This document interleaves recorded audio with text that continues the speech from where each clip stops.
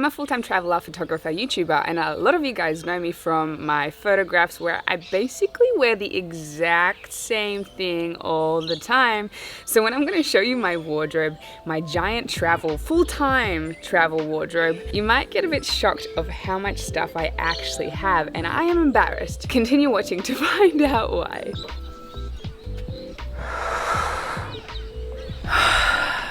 This view is everything. My parents just bought a house in this beautiful location in Australia. Visiting home just became so easy. I want to be here all the time. I also feel really great.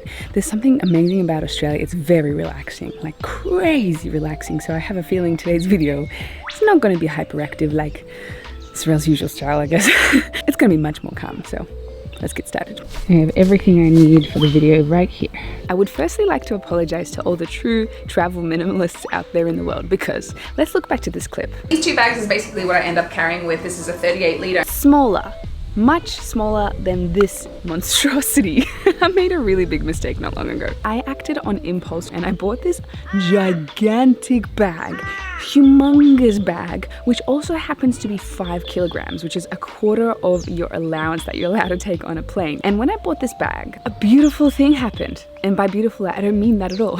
What happens is that you start filling up the space. When I had my purple bag, I did not have space and I could not buy anything. Nothing extra would fit. But this is so big and it expands with its extra compartments that I was like, bye, bye, bye, bye, bye, bye, bye, bye, bye, bye, bye, bye, bye, bye. And I have so many things that I've bought on impulse that I actually don't wear. So without further ado, here is a fake travel minimalist clothing haul. I'm gonna try to save a little bit of face right now and remind you all that I'm a full-time traveler and I don't have a house, so everything I own is in here. But I still don't think that's a good enough excuse to call myself a minimalist. I just got bitten by an ant. It's a good day.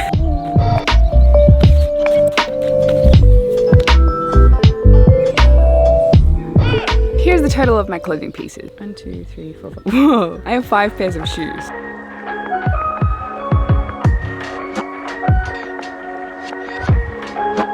Two jackets,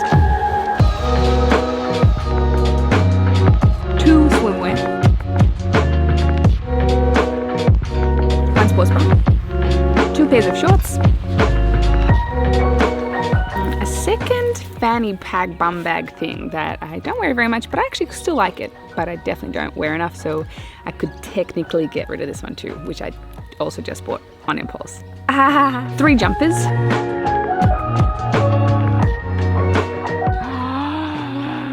I have 17 tops. Holy cow, that's a lot.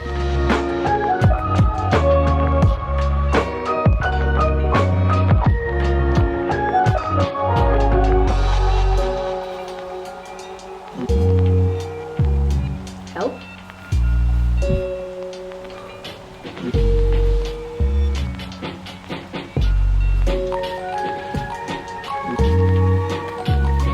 Four headscarf sarongs.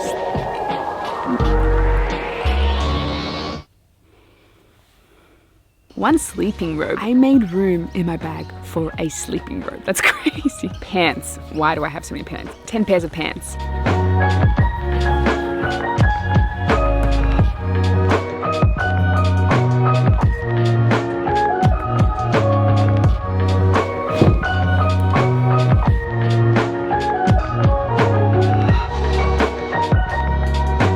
One skirt,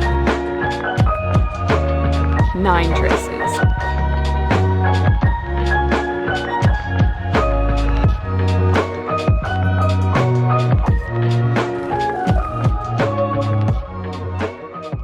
And so here's where the fun stuff comes in.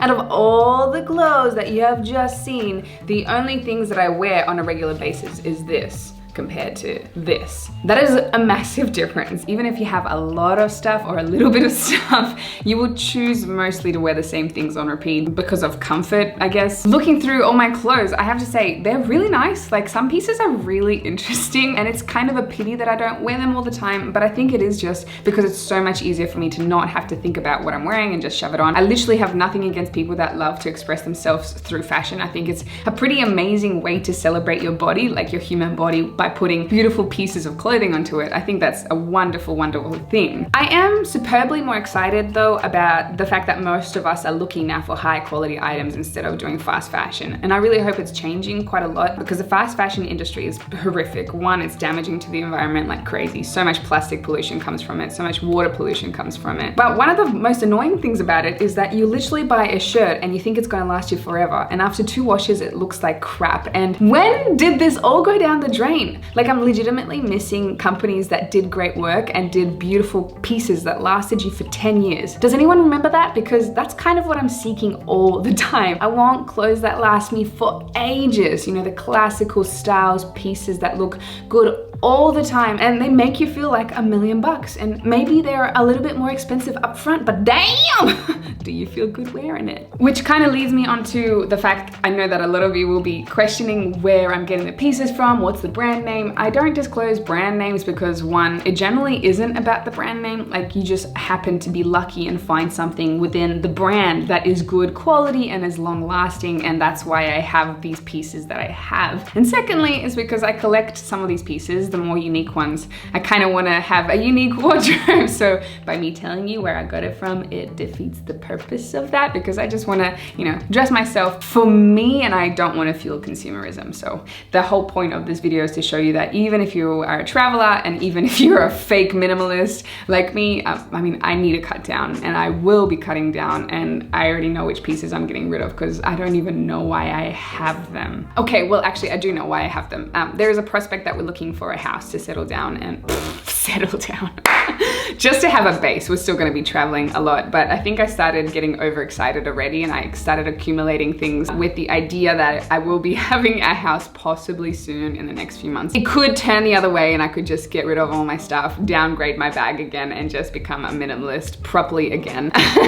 You just don't know with Sorrel. You never know a month in advance what's happening in her life.